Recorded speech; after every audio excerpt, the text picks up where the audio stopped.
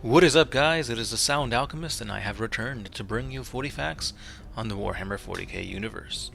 Now, one of the questions that we get asked pretty often on our For the Greater War videos is what our favorite 40K armies are. So when it comes to Space Marine, I really enjoy the Blood Angels, the Thousand Sons, and the Emperor's Children. And today's video, as you can see by the thumbnail, will focus on the Emperor's Children Legion. So, all in all, I enjoy the Blood Angels just for their ferocity in battle. They're essentially a milder Khorne army because they like to get in there up close and personal and spill blood. They're essentially vampires, which that's pretty cool. When it comes to the Thousand Sons, they're all about psychic abilities. I really enjoy their color scheme back in 30K with the white and the red. And with the Emperor's Children, I just like everything they embody. They're there to achieve perfection. Fulgrim is just an amazing character when it comes to who he is as a Primarch, and his whole storyline is just awesome. How he freaking gets taken over by a demon, his battle between his best friend, and just anything that has to do with Fulgrim I just enjoy. So I thought, why not talk about one of my favorite units in the Emperor's Children Legion, and that is the Phoenix Guard. So the Phoenix Guard are essentially the, how do I put it, like the honor guard of Fulgrim. They're his bodyguards. They're the best of the best when it comes to fighting against the enemies of mankind. So without further ado, guys, let's jump into this 40 facts lore on the Phoenix Guard. So like I stated, the Phoenix Guard is the elite unit of Astartes for the Emperor's Children Legion, and they are responsible for performing various formal and ceremonial roles, as well as serving as Fulgrim's honor guard during the Great Crusade and Horus Heresy eras. Now before I get too in-depth to this, let's wind back and talk about their history. So the bird of ancient Terran myth, known as the phoenix, was a potent symbol amongst the Emperor's Children Legion before its corruption. So the Emperor's Children took inspiration and the title from the legendary bird, and the Phoenix Guard was formed. This elite cadre within the Emperor's Children Legion served primarily as Fulgrim's personal retinue. When the Legion was about its day-to-day duties, they served as the ceremonial honor guards and sacred aquilifiers, replete in polished Tyrian chased armor, which was adorned with fluttering oath papers, and it bared gold-chased arms of intricate manufacture. On the field of battle, the Phoenix Guard were no less impressive, and they were storied as providing an impenetrable ring of courage and steel, bearing the approach of any enemy who dared challenge their Primarch. They fought many spheres of battle, from lightning-swift assault forces to veteran tactical units, but it was their Terminators who were the most feared, their martial skill all but unmatched across the legions. During the battle to conquer the Xenos world of Laren, the Phoenix Guard took part in the final extermination of the Serpentine layer species.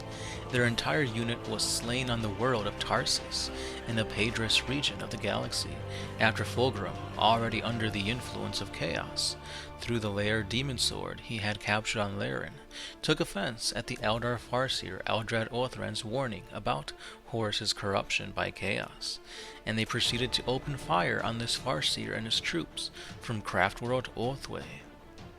Therefore, a new Phoenix Guard was then recruited and accompanied Fulgrim during both his fateful meeting with Horus, where he finally embraced chaos, and his abortive attempt to recruit Ferrus Manus to the traitor's cause aboard Ferrus's own flagship, where they successfully slaughtered the Morlock Terminators, who served as Ferrus's bodyguard.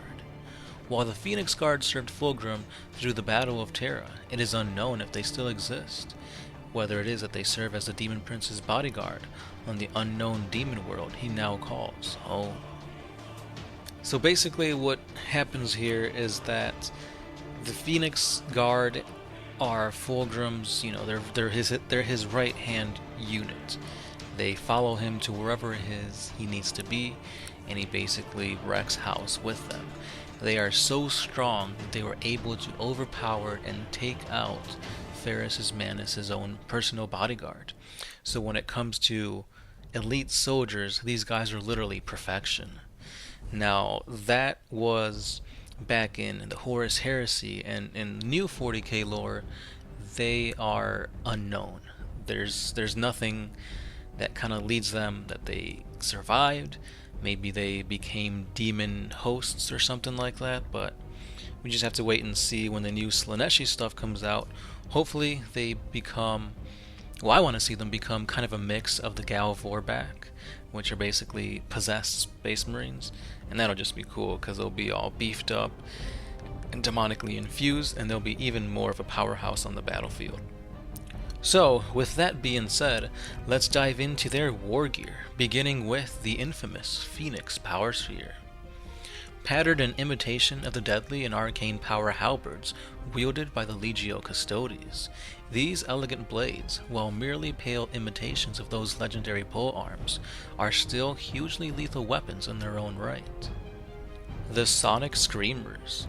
Towards the end of the Great Crusade, the Legion armorers and apothecaries had begun to experiment with surgical augmentations and psychosonic weaponry, based in part on Xenos designs. Although their true breakthrough in these fields would not occur until the unholy Impestus and Inspiration during the Legion's fall to chaos, some success had already been reached in creating effective combat implants, which were then finding selective use as the Horus Heresy dawned. These implants were used as amplifier to allow their sonic weaponry to cause greater damage. And finally, we talk about the infamous pattern armor known as Tartarus. The Tartarus pattern tactical dreadnought armor was originally developed concurrently with several other patterns of tactical dreadnought armor towards the closing years of the Great Crusade, and it is still sometimes issued at present to the veterans of Space Marine Chapter's Elite First Company. Perhaps the most advanced form of Terminator armor ever designed, the Tartarus pattern shares many systems with their Mark IV Maximus pattern armor, and provides greater mobility for its wearer than the Indomitus pattern, with no loss in durability or protection. Of the shared characteristics between the Tartarus and Maximus pattern armors, the most obvious is the helmet, though there are some other subtle ones such as the design of the armor on the back of the Terminator's legs, or the vambrents and gauntlets. This pattern of armor also seems to share design characteristics with that of the Contemptor Dreadnought, most especially in the design of the torso plates. There are also characteristics inherited or derived from the venerable Cataphractii pattern Terminator armor, for example the pauldrons being one of these. And with that concludes the general overview to this honor guard, the Phoenix Guard.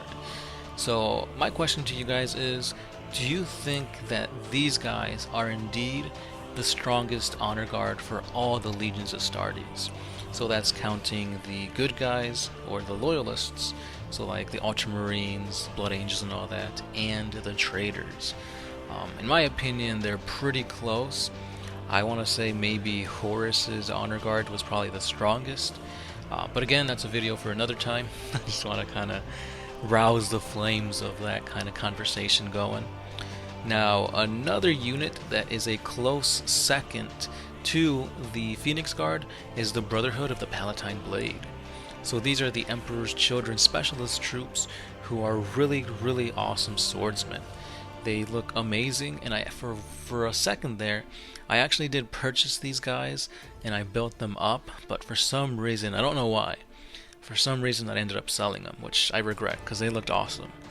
Their swords are pretty awesome looking, and I don't know, I think I might have to buy another unit of these. But anyway guys, again, that is a topic for another video. So again, answer my question as to who do you think is the best honor guard in all of the legions of Astartes, and maybe we'll talk about it in a future video. Don't forget guys, we do have a Patreon page. Patreon is only a simple $1 a month, and it helps you guys, or it brings you guys more for the Greater Wall videos. And what that dollar does is it goes to us and it helps us give you guys more epic giveaways. It gives us more incentive to create more videos, both for Patreon and YouTube. And overall, it's just a good thing for the 40k community, because more videos equals more awesomeness that is 40k. And that's pretty much all I have to talk about today. Please stay subscribed, because we bring you 40k videos each and every day. I am the Sound Alchemist, part of One Mind Syndicate, and I will catch you guys tomorrow.